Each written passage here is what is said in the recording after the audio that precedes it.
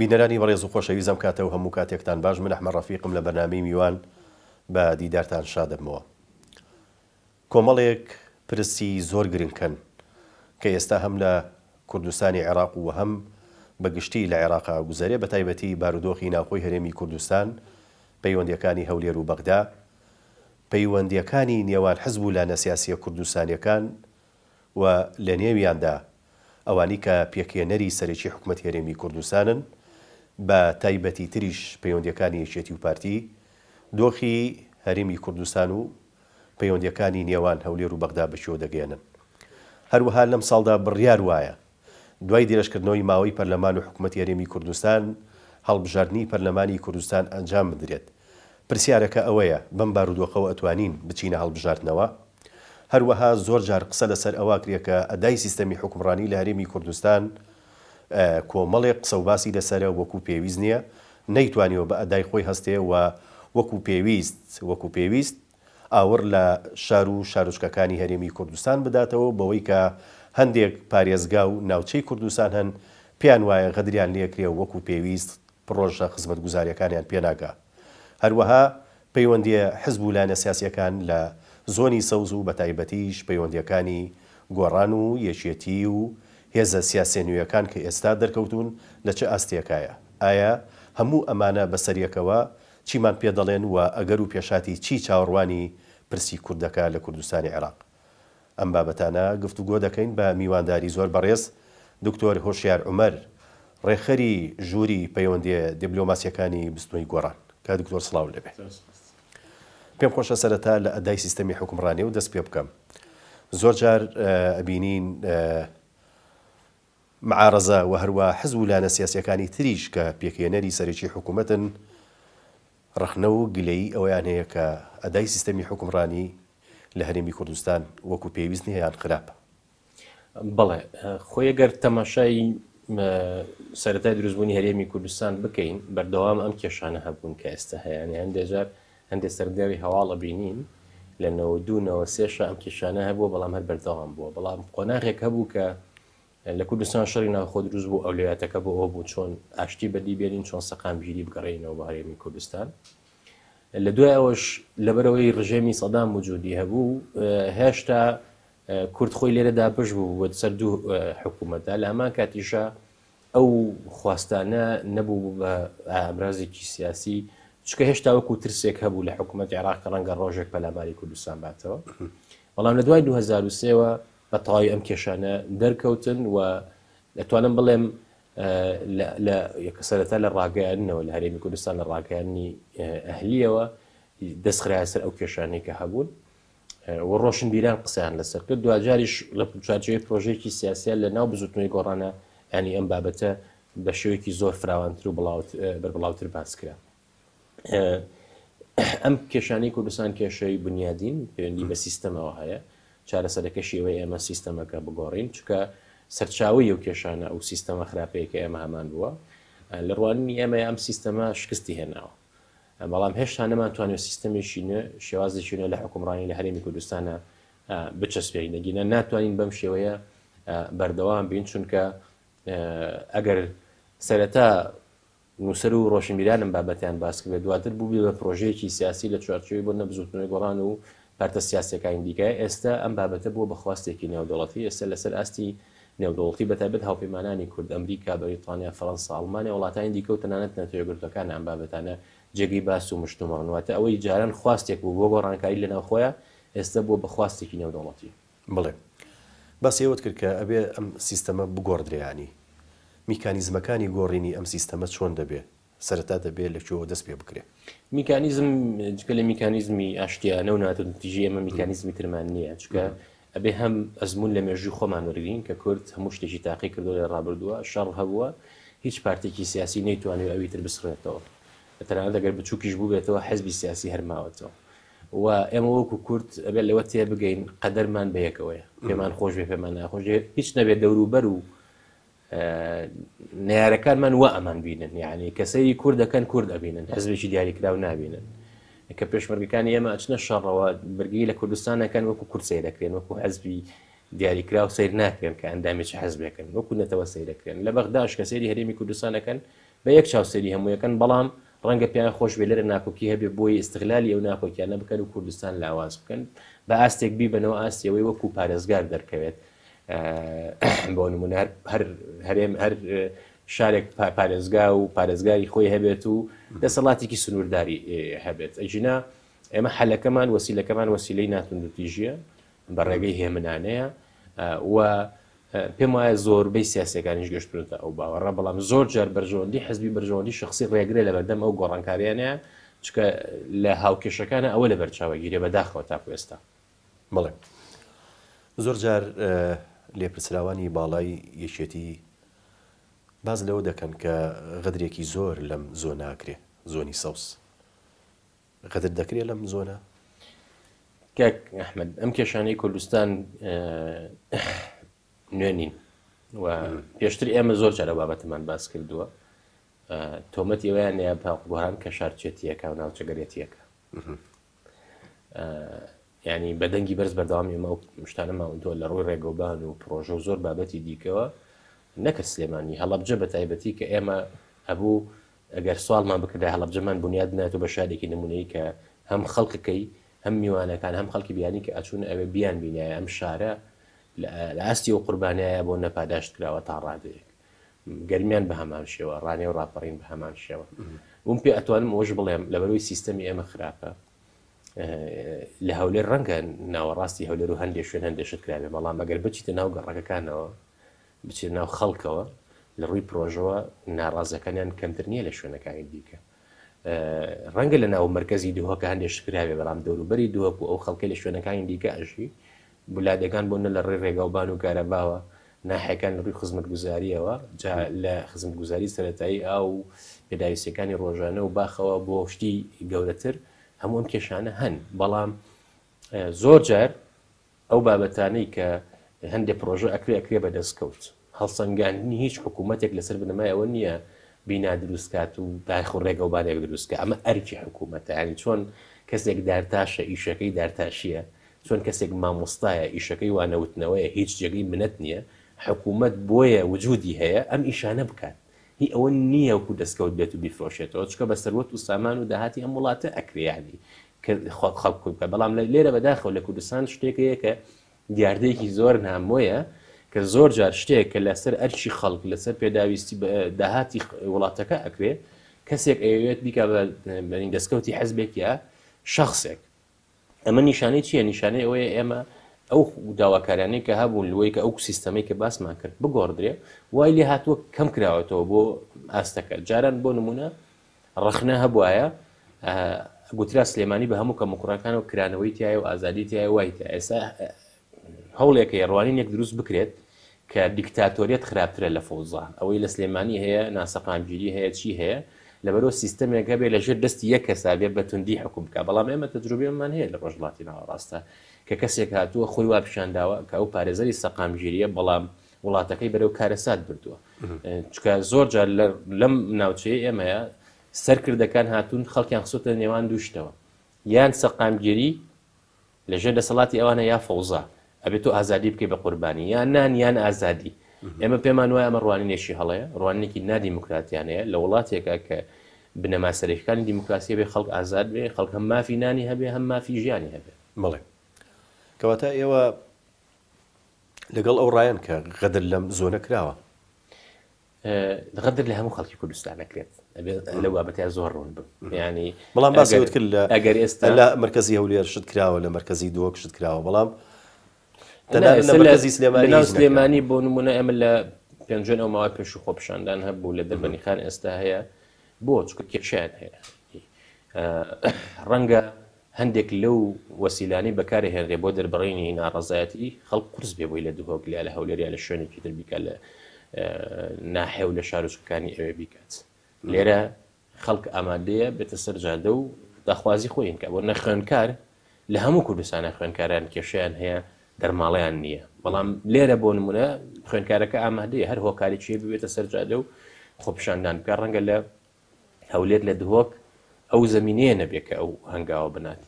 و زۆر جارەوە وەکو شتێکی باش سیرکراوە شتێکی زۆر خراپە ئەگەر خەڵک نەتوانێت بێتە سەر جادە کە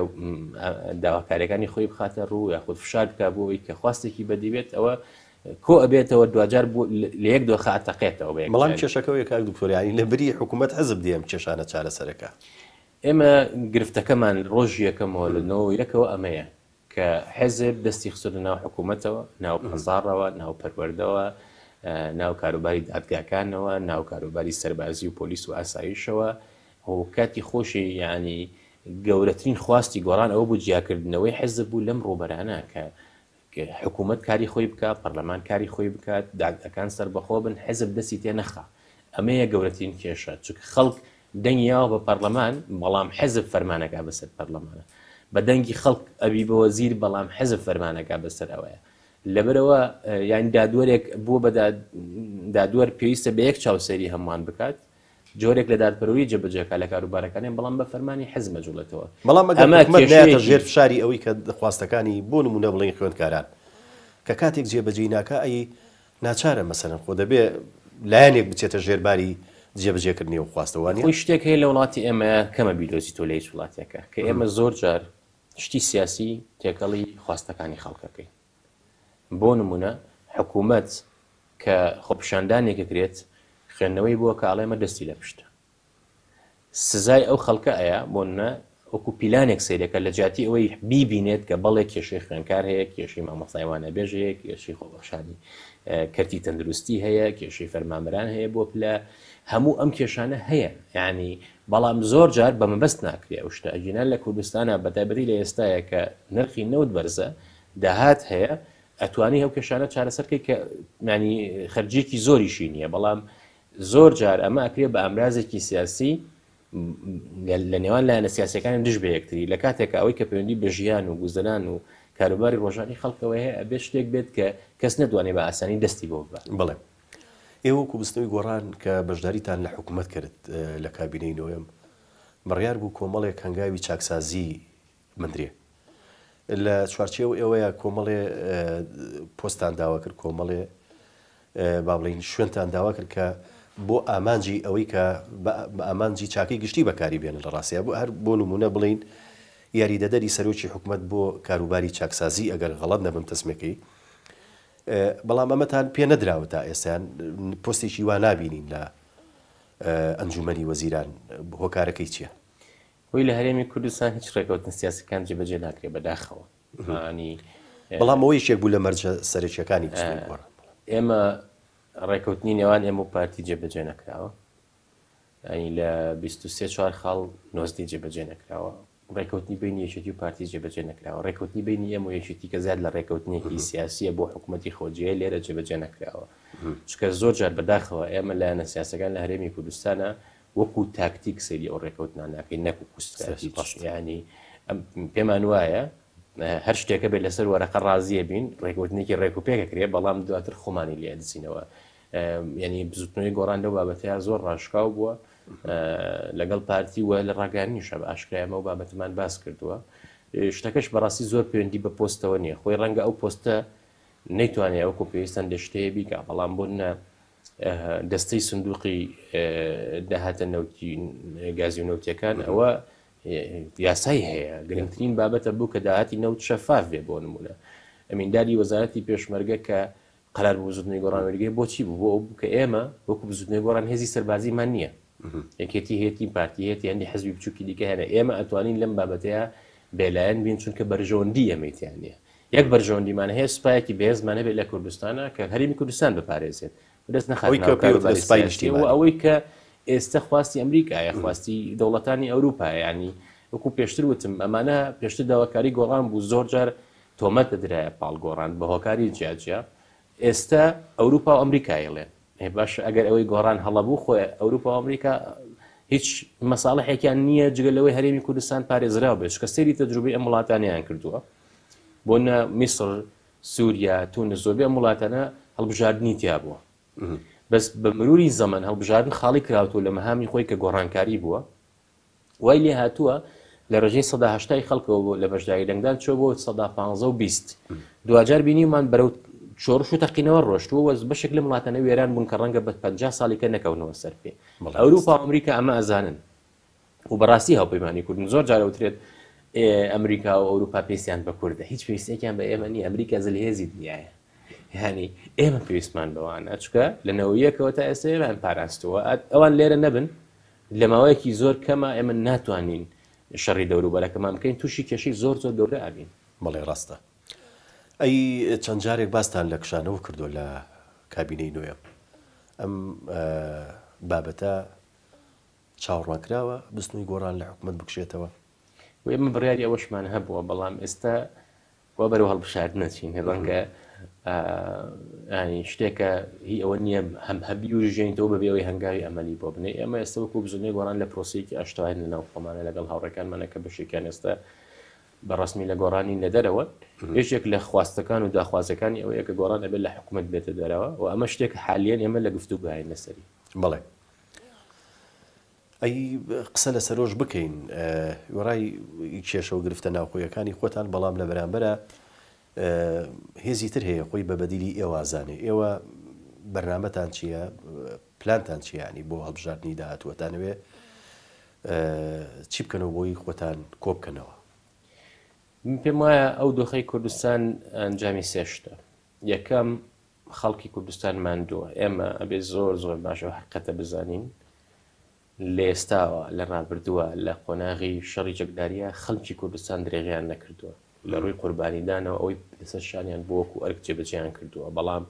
کە 10 ساڵ هەوڵیاوە خەڵک بۆ گۆڕانکاری نەیتوانیوە ئەو ئامانجە بێکێت خەڵک ماندووە و تا ڕادەیەکیش ناومێدە پێم وایە ئەمە شتێکی ئاساییە یعنی ئەمە گەسەری نەتیجەی هەڵبژاردن بکەین کە ڕێژەی 1970 بۆ 80 خەڵک دەنگی نەیاوە پێچەوانەی جاران کە ئەگەسەری هەڵبژاردننی 2009 و 2013 و 2010 عێراق و 2014 عێراق بکەین ڕێژەی بەشداری 1970 بۆ 75 بۆ بەردەوام ئێستا پێچەوانە بۆتەوە مانای چیە مانای وایە بەگشتی هاوڵاتیانی کوردستان متمانیان بە هیچ هێزێک نییە یا لە ساحەکایە ینی لەم پەڕی ئەوەی کە لە ناو حکوومەتە و دەسەڵاتی هەیە بۆ ئەو پەڕی کە ئۆپۆزیسیۆن و زۆر تون دەرجژی دەسەڵات خەڵک وەکو نەرەری خۆی تەماشای نەکردووە ئەمە ئەبەسمەوە بە فاکتەری دووەمەوە خاڵی دووەمەوە کە هەموو پارتە سیاسەکان پێویستیان بۆ هەیە لەگەڵ خەڵکات جۆرێک لە ئاشتوایی بکەن لاپەڕەیەکی نوێ هەڵبنەوە چونکە لەم پرۆسەیە کەسی براوە نییە ڕەنگە ئەمڕۆ لایەنێکی سیاسی کورسی زیاتر بێ لە لایەنێکی دیکە بەڵام ئەوە کشتێکی کاتیە دەستکەوتێکی کاتیە لایەنی سێهەم بزوتنەوەی گۆڕان پێم وایە کەم لە تاریخی ئەمە ڕوویاوە زیاد لە جارێکدانی بە هەڵەکانی ناوە داوای لێبوردنی کردووە لە دەنگدران و هەڵسوڕاکانی بزوتنەوەی گۆڕان و ئێستش پرۆسەیەکی هەیە کە جارێکی تر بەیەکەوە ئیش بکەینەوە پرۆسەیەکی ئاشتەواییە کە کاروبارەکان ڕێکخێنەوە ئەو هاوڕێیانە هەموو بەیەکەوە کار بکەینەوە کە لە ڕابردووشە هەبووە لەسەرەوە بخوارەوە هاوڕێیان ئامادەن شوێنەکانی خۆیان چۆڵ بکەن ئەمە بووە بە بڕیار لە جواتی نیشتیمانی و حتا جواتی گشتی زۆر پشتیوانی ئەوە بوون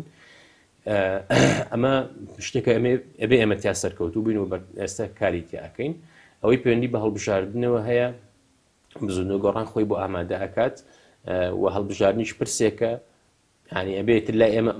کۆتایی بکە ئێستا بە بەردەوامی دو ئاخرێ جاران ئەگەر پرسێکی ناوخۆیی بوو ئێستا پرسێکی نێودەوڵەتیشە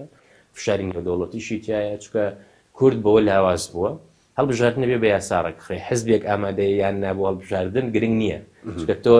ناکرێت چارەنووسی وڵاتێک بەسی تۆ بە یەک حزبەوە و تەبیعەتی ژیانی سیاسی و هەڵبژاردنیش وایە چۆن براوەی هەمیشەی نییە بەڕاستی دۆڕاوی هەمیشەیش نییە لە هەڵبژاردن بەڵام بەڕێز دکتۆر هوشیار عومەریان پرسیارەکە ئەوەیە یان پرسیاری جددی بەم بارودۆخەی ناو خۆی هەرێمی کوردستانەوە ئەتوانندری هەڵبژاردن بکرێ پرۆسی هەڵبژاردن بەڕێوە بچێت چۆن ئەکرێ ینی ئەگەر ئەوان ئامادە نەبن دانیشن کێشە زۆر ئاسایەکانی ڕۆژانی خۆیان چارەسەر بکەن چۆن لەسەر پرسێکی وا گرنگ ئەگەنە نەتیجە بۆ ئەوەی بەدیلەکەمان نییە ئەنی بەدیل چییە بژاردن نەکرێت چەندێک ناکرێت ینی لە زۆربەی وڵاتانە کە کێشە و قەیران دروست دەبێت بەرەو هەڵبژاردنە چون بۆی دەچن لەو قەیرانە بەداخەوە لە عێراق و کوردستان زۆر جار پێچوانەیە هەڵبژاردنەکە خۆیە بێ بە قەیران و کێشە ئەنجامدانی هەڵبژاردن خۆیە بێ بە قەیران بەڵام ئێمە ئەگەر بمانەوێت چارەسەر دۆزینەوە بۆ کێشەکان لە چەخبەستووی سیاسی دەرچین ئەبێ بەرەو هەڵبژاردن بڕۆین میکانیزمی ینی ئەنجامدانی هەڵبژاردن چییە؟ خۆی ئێستا بگەنە نەتیجەیەک ینی حزبولان ئێستا بەگشتی تاوان بزوتنەوەی گۆڕان لە سیوێکی سەی 2021 پرۆژی هەبووە بۆ ئەوەی کە لە پەرلەمان پێشکەشی کرۆ کە یاسای هەڵبژاردن هەمووان بکرێت و کۆمیسیۆنی چۆن کارا بکرێتەوە لایەنەکانی دیکە پرۆژیان نەبووە داخەوە دواکەوتن لەو بابەتەیە ئەگەر تەماشا بکەین ناکوکیان لەسەر ئەوەیە ئایا کوردستان یەک باز نەبێ یا چوار باز نەبێ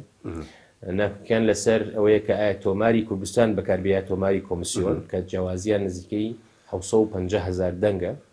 50,000 لە سلێمانیە حوسەی لە هەولێر دووەکە جیاوازەکە لەوەیە کە پێکاتەکان چۆن نوێنەری خۆیان هەڵبژێرن و ئێمە ڕوانینێکمان هەیە کە پێکاتەکان بتوانن وەنە ڕێژەی یەک لە سەرچوای دەنگەکانی نوێنەری ئاسایی بهێنن یاخود تۆماری خۆیان هەبێ و لەو ماوەشان نوێنەری ئەم پێکاتانە لە کوردستان لەگەڵ یۆنامی نەتەوەیەکگرتوەکان لە عێراق کۆبوونەوە لە هەرێمی کوردستان و لە هەولێر ڕوانینی خۆیان خستۆتە ڕووکە چۆن ئەوان نەتوانن مافەکانی پارێزراو بێت لە بابەتەیە گرفتێکی دیکە لەسەر کۆمیسیۆن ئایا کۆمیسیۆن چۆن کارا بکرێتەوە بەم پێکاتی ئێستاوە یاخود گۆڕانکاری بکرێت یاخود ئەم پێکاتی ئێستا بێ بەڵام لایەنەکان بۆیان هەبێ نوێنەرەکانی خۆیان بگۆڕن بەشێک لەم کێشانەیەک لای بووەتەوە مۆزوعی چواربازنەی پارتی پێشتر لەگەڵی نەبوو ئێستا قەنەعەتی هەناوە بۆ تۆمارەکە تا ڕادەیەک هاتوونەتە پێشەوە ئەوەی کەماوە تۆ کۆمیسیۆن و پێکاتەکانە وەکو خاڵی لاواز لە شێوازی سیستەمی هەڵبژاردنەکەشە ئەوەی ئێمە پێشنیارمان کردووە سیستەمێک هاوشێوەی ئەوەی وڵاتی سویدە ئێمە جاران لە کوردستان هەڵبژاردن بە لیستی داخراوەکرا واتە خەڵک دەرفەتی نەبوو زیاد کاندیدەکە هەڵبژێرێت بە لیستەکە ئەمە گۆڕا بۆ نیمچەکراوە ئەمەش دیسانەوە هەندێک زیانی هەبوو چونکە وای کرد پەرلەمان لە ڕووی کواڵەتی و توانای کەسەکانەوە زۆر دابەزێت ئەوەی کە زۆر پۆپولیست و قسەی توندیە کرد ئەمە بچێتە پێشەوە ئێستا پێشنیارەکە ئەوەیە کە ئەوەی کە ئەتوانێت دەنگی خۆی بێنێ کە وەکوتر لە سوید وایە بە دەنگی خۆی بۆ ڕێژەی دەرچوون 10,000 دەنگ ئەوەی 10,000 دەنگ زیاتر 10,000 یا زیاتر ئەهێنێ ئەچێتە پەرلەمان باقەکەی بەپێی دەنگدان و لیست ئەو ڕیزبەندیە بێ کە حزب دایناوە بۆی هەم حزب دەسەڵاتی هەبێ هەمیش ئەوەی کە خەڵک بەلایەوە پەسەندە بتوانێت دەنگ بێنێ ناو خەڵکە ئەگەر بتوانین لەسەروانە بگەینە ڕێکەوتن ئەبێ هەڵبژاردن بکرێ بەڵام ئەوەی کە ئێستا گرفتە ناکوکی نێوانێشێتی و پارتیە یەکێتی باشکراڵن ئەگەر ئەم کێشانە چارەسەر نەوێت هەڵبژاردن ناکرێت بەڵێ ناوڕێکی کورد وەرەگرین و دواتر ئەگەڕینەوە وڵاتان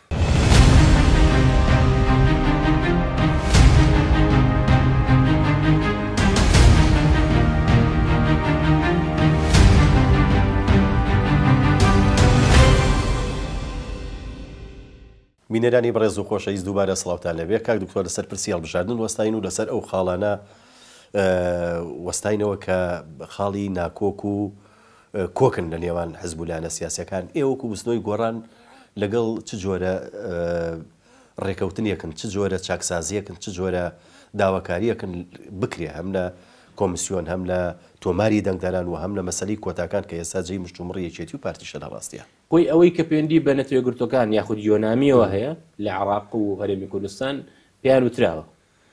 هەموو پارتە سیاسیەکان کۆبوونەوەیەک هەبوو ساڵی پار لە هەولێر لەگەڵ جەنی پلاسخارت هەموو پارتە سیاسیەکان لەوە بن ئێمەش لێوە بووین داواکرا ئەوان لەو بابەتەیە زۆر وازح قسەکەن ئەڵێن ئێمە ئەو دەسەڵاتی پێم مندراوە لەلایەن ئەنجومەنی ئاسایشی نەتەوەیەکگرتوەکانەوە سنووردارە بەڵام ئامادەین ئەوەی کە پێویستانە لە ڕووی تەکنیشیەوە لە ڕووی چاودێریەوە لە ڕووی ڕاوێژکاریەوە هاوکارتان بین بەڵام ئەوەی کە خۆیان بێن ڕاستە خۆسەر بەشتی بکەن ئەو پرۆسەیە ئاسان نییە چکە نەتەوەیەکگرتوەکان ئەوە لە چوارچەوەی دەرەوەی کاری نەتەوەیەکگرتوەکانە لێرە لە عێراق لە هەمان کاتیشە عێراق وەکو دەوڵەتێک هەرێمی کوردستانیش وەکو هەرێمێکی فیدراڵی سەروەری خۆیان هەیە کە ئەوەیەکی کە لە بنەماکانی میساقی نەتەوەیەکگرتوەکان دەست ناخانە ئەو کاروبارانەوە بە ئاسانی ئەوروپا و ئەمریکاش بەردەوام نوێنەرایەتیان هەیە من پێم وایە تا ئێستا چاپۆشی کراوە لە زۆرێک لەو کەم کوڕانی هەبووە لە داهاتووە ئەگەر هەڵبژاردنەکان بەو شێوەی ڕابرد و خراپبن تەزویری تیاوێ نەتیجە گۆڕینی تیاوێ ڕەنگە هەم نەتەوەیەکگرتوەکان هەم ئەمریکاش نەتیجەکەی بە شێک لە شێوەکان ڕەتکەن بەڵێ بینە سەر کۆبنەوەیەکی چوارقۆڵی هەبوو لە نێوان یەکێتی نیشتیمانی کوردستان بستۆی گۆڕان کۆمەڵی دادگەری یەکگرتووی ئیسلامی کوردستان ئامانج لەو کۆبنەوانە چی بوون و بە چۆ گەیشت ئەم کۆبنەوە چوارقۆڵیان خۆی ڕوانینی ئێمە لەگەڵ یەکگرتوو کۆمەڵ و یەکێتی نزیکە لە ئەوەی کە چۆن هەڵبژاردن ئەنجام بین لەسەر بازنەکان لەسەر تۆمار دەنانەت دەنگی تایبەتیش کە نەمێنێ باشترە چکایکی کە لەو هێنە خراپانی کە کاریگەری سلبی یعنی چۆن نامێنی هەر دەنگ هێزی تای هاوڵاتی ئاسایی دەنگ بە یاخود ئەوەی کە ئەو ڕۆژە لە واجبایە دەنگ بات دەنگی تایبەتە چکە ینی شتێکی زۆر ئاشکرایە دوو دەنگ ئەیان زۆر جار دەنگێک لە ڕۆژی دەنگدانی تایبەتە ڕۆژێکش لە دەنگی ئاساییە لە هەردوو سیستەمە ڕێگادا دووجار دەنگدەی لە هەردوو تۆمارەکەی هەن هەم بۆ عێراق هەم بۆ کوردستان ینی ئەخی کێشەکەی ئێمە ئەمەیە خەڵکە متمانەی نامێنێ بە پرۆسی هەڵبژاردن نەک لە ئێمە لە عێراق ینی عێراق لە دروستبوونیەوە هەتا 2003 خەڵکەکەی چەوسێنرایەوە بەردەوام لەژێر داپۆسین و کوشتن و جینۆساید و وەیە بووە بەتایبەت ئێمە وەکو کورد و پێکاتەی شیعش ینی ئێمە هەموو بیرمانە 2005 خەڵک تەقینەوە بوو ئەڕۆژ دەنگی ئەیە یعنی ژیانی خۆی ئەخستە مەترسیەوە چکە چاوەڕێی داهاتوێکی باشترێک بەڵام هەم لە کوردستان هەم لە عێراق ئەو کاستە سیاسیە کە هەیە ئامان جێوەی خۆی بمێنێتەوە نەمانتوانیوە خزمەتگوزاریشی وا بکەین ئاوەدانیشی وا بکەین کە خەڵک باوەڕی پێ هەبێ لە عێراقە گەورەترین قەیران ئەوەیە ئێستا کە خەڵک ناچێت بۆ دەنگدان بۆ نمونێ لە هەرێمی کوردستانە ئێمە جاران ینی باسی ئەومانەکە هەرێمی کوردستان نمونەیە و ئەکرێ مۆدلێک بێ بۆ عێراق و بۆ منتیقەکە و دیموکراتیە ئێستا خەریکە تووشی ئەو کێشانەی عێراق بینەوە ینی جاران ئەمانوت کوردستان باشە و سەقامگیرە ڕوبڕی ئەو کێشانی عێراق بینەوە بۆ چونکە ئەو کێشانی کە بچووکن چارەسەریان ناکەین وردەوردە گەورە ئەبن لەبەرو ئێمە ئەو کۆبوونەوانە هەم وەکو حزب کراوە هەم وەکو دەستگاکانی هەڵبژاردنیش و لا ئێمە ژووری هەڵبژاردن کراوە کە چۆن بتوانین ڕوانینێکمان هەبێت کە ڕوانینێکی هاوبەش بێت بەڵێ بینە سەر پەیوەندیەکانی هەولێر و بەغدا ئێستا باز لەوا کرێت کە ڕێکەوتن کراوە لەسەر بودجەی گشتی عێراق و پشکی هەرێمیش دیاری کراوە چەند جارێکی تریش لە ساڵانی ڕابردوش ئەم بابەتە ئەوروژێنرا وترا ڕێکەوتن کراوە و پشکی هەرێمیش دیاری کراوە بەڵام دواتر ئەنجامی کۆبنەوەکان هیچ ئاکامێکی نابوو چۆنی دەبینن ینی ئێوە کوستنەوەی گۆڕان پێتان وایە ئەم ڕێکەوتنانە ڕێکەوتنێکی کۆنکرێتیە یان تاکتیکی و کاتیە تۆی زۆر جار ئەوەی ئەوترێت ئەچێتە چوارچێوەی مجامەلەوە من باوەڕم بەوە نییە ئەوەی کە لە سیاسەتە شتەکان هاوکێشەکانێک لایە کاتەوە چەند شتێکەیەکیان تەرازوی هێزە کە تۆ چەند قووەتیت یان چیت پێکرێت چۆن وکەی کورد لە قۆناغی 2023 هەتاکو و کۆتایی 2013 بەهێز بوو یعنی لە عێراقا تا ئەو ڕادەی ڤیتۆی هەبوو لەسەرەوەی چێ سەرۆکوەزیران بێ ڕاست لە 2014ەوە کە عەبادی هاتووە لێرە لە گردی زەرگەتە کۆبوونەوە بوو کە کورد چۆن بەشداری بکات لە بەغدا ناوی وەزیرەکانی خوێنرایەوە کورد لاواز بووە لە ڕووی سیاسیەوە لە ڕووی دیپلۆماسیەوە لە ڕووی سەربازیەوە بە تایبەتی دوای ریفراندۆم و 16 ئۆکتۆبەر چکە ئەوە قانونە تۆ لە شەڕە شکایی لە دانوستان و گفتوگۆ سیاسەتیشان لاوازە لەبەرەوە کورد ئێستا لاواز بووە دوو ئەمە تەرازوی هێز لە بەرژەوەندی کوردان نییە دووهام کورد خۆی چۆن ئەتوانێت یەک بێت ئێمە ئێستا هەر کەسە بە ئارەزوی خۆی ئەڕوا گفتوگۆکە لەگەڵ بەخایە و بەغدا ئەمە ئیستیغلالەکە دژی تۆ بەکارهێنێ سێ بەغدا وەکو جاران نییە لە سیاسەکانەوەش ببیستن ئێستا زۆربیان کورد ئیشیان لەگەڵەکە حزبەکان ئێوان من ئاگادارم خەڵکیان هەیە ڕۆژانە هەواڵەکانی ئێریان بۆ وەرەگێڕێت ئەوەی کە ناکرێت بە عەرەبی ئەگەیان لە ورد و دشتی وڵات ئەزان خەڵک ناڕازی ئەڵێن بۆ ڕێکەوین لەگەڵ ئەمانەیە کە میلەتەکەی خۆیان دژیان بۆیە هەم ئەو ناکۆکیانی نێوان پارتە سیاسیەکان هەم ئەو کێشانەی لەگەڵ خەڵک و متمانەی خەڵک و نەبوونی خزمەتگوزاری بۆ خەڵکە هەیە کوردی لاواز کردووە سێهەم سروشتی هاوپەیمانەکان گۆڕاوە ڕۆژگارێکە بوو کورد و شیعە پێکەوە دژی سەدام بوون و قۆناغی دوای سەدامیش پێکەوە بە عێراقیان بەڕێوە برسونە لە پەراوێزا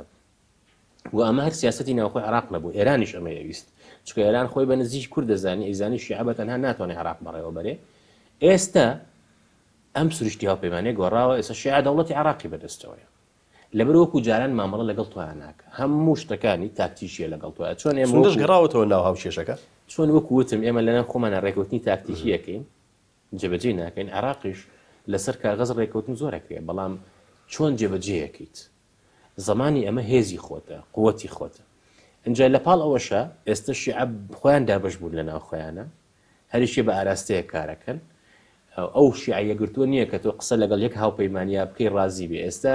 ئەوەندە هێزەکان ناکۆکن لەناو خۆیان تەنانەت چوارچەوەی هەماهەنگی سەرۆکی حکوومەت کە خۆیان دایان ناوە لەگەڵ هەرێمی کوردستان ڕێیەکەی ئامادەیە بەشێک بودجە بنێرێ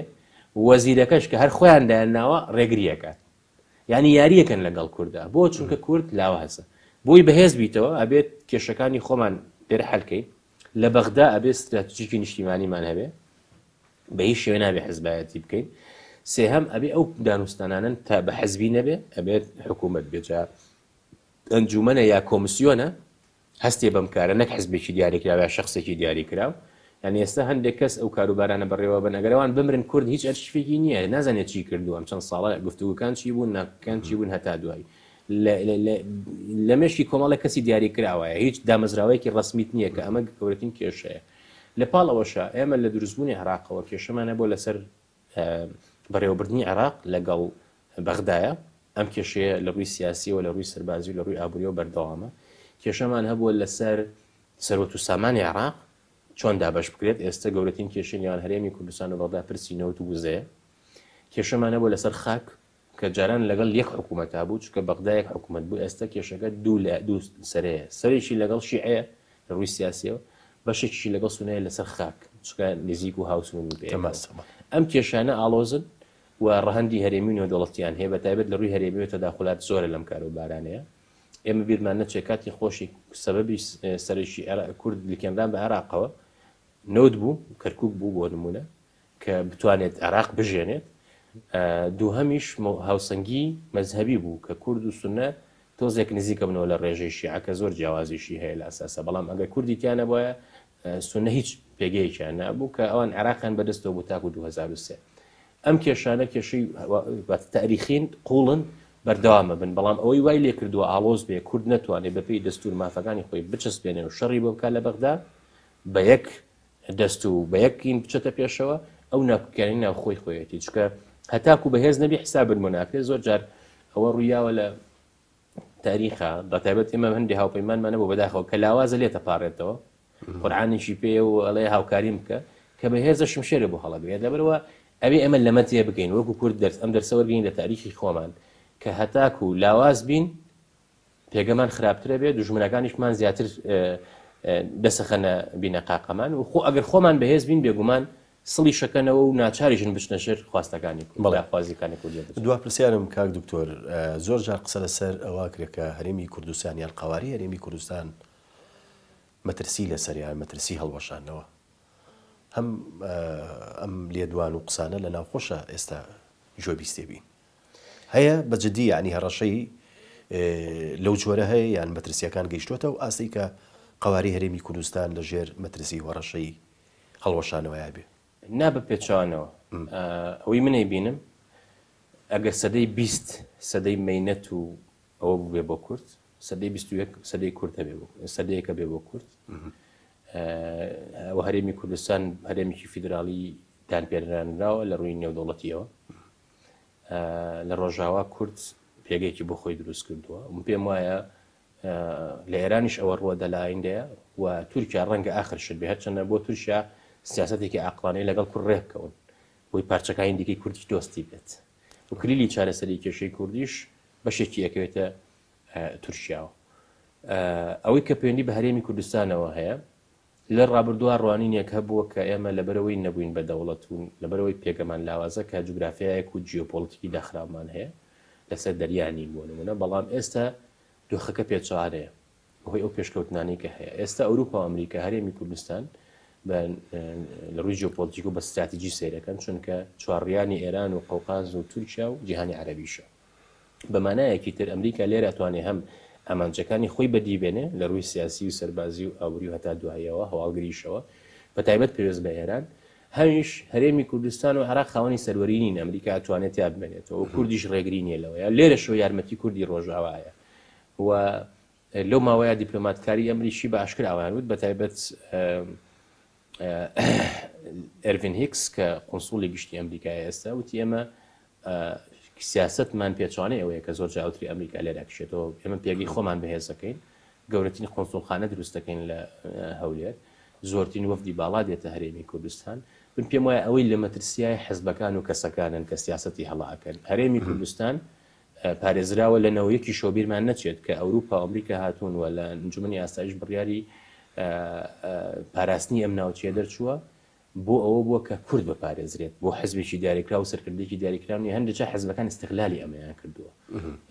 ئەمریکا قۆناغێکە بوو چاوپۆشی لەوانە کرد. ئێستا گەشتۆتە ئەو باوەڕی ئەم خراپەکاریانی لە کوردستانە هەیە لە ڕووی گەندەڵی و نادادی و زۆر بابەتی دیکەوە بەوە حەلە بێت ڕیفۆرمێکی ڕاستەقینە بکرێت حکوومەتێکی ڕاستەقینە باردۆخی ناخۆێرەمی کوردستان لە انجومەنی ئاساییش ینی بێگومان چکە کورد ئێستا جاران وەکو چارەسەر بوو ئێستا وەکو کێشە سیرەکرا بەڵام گرنگترین شت ئێستا ئەمریکا زۆر بەوازحی لەم ژوورا کۆبوونەوەمان کردو لەگەڵ دیپلۆماتکاری ئەمریکیە ئەڵێن یەک حکوومەتی بەهێزی یەکگرتوو لە بەرژەوەندی ئەمنی قەومی ئەمریکایە سوپایەکی بەهێزی نیشتیمانی ناسیاسی کە دەداخلی سیاست نەکات لە بەرژەوەندی ئەمریکایە پەرەپێدانی ئابووری کە ئێستا تۆڕێک دروستەکەن لەگەڵ ژووری بازرگانی شارەکانی هەرێمی کوردستان هەڵەبجوو سلێمانی هۆلێر دۆک لەگەڵ ژووری بازرگانی ئەمریکایە یعنی ئەمریکا ئەوروپا لێرن بمێننەوە بە ئاسانی ناڕۆن و من پێم وایە ئەو سیاسیان و پارتە سیاسەکان و سەرکردەکانیان کە پێچوانەی ئەم ئاراستەیە ئەڕۆن ئەوان زیانەکە نەگینە کورد دۆخی ناگرێتەوە بۆ ڕابردوو و ئەوەندەش خەڵکی باش و ئەوەندەش وشیاری هەیە لە ناو میلەتەکەیە کە دەستکەوتەکانی خۆی بپارێزێت چکە ئێمە بخوێن ئەو تەجروبەیان دروست کردووە زۆر قرس بووە بەڵام من بەگشتی بۆ کورد و بۆ هەرێمی کوردستانیش پێم وایە بۆ ئایندە گەشتبینم و پێشم وایە وەکوتم ئەم سەدەیە سەدەی کورد دەبێت جا لە چوارچێوەی چوار هەرێمی فیدراالیە ئەبێ یا هەر فۆرمێکی ترە ئەبێ بەڵام ئەو ڕابردووە خراپەی کورد ئەوەی کە لە سەدەی 20 تا ڕوبەڕووی بووە بە هەوڵی لە ناوبردنی لە ڕیشەوە لە هەوڵی تێکەڵکردن و ئاوێتەکردنیەوە لە تورکیا هەوڵی جینۆسایدی لێرە لە کوردستان و لە عێراق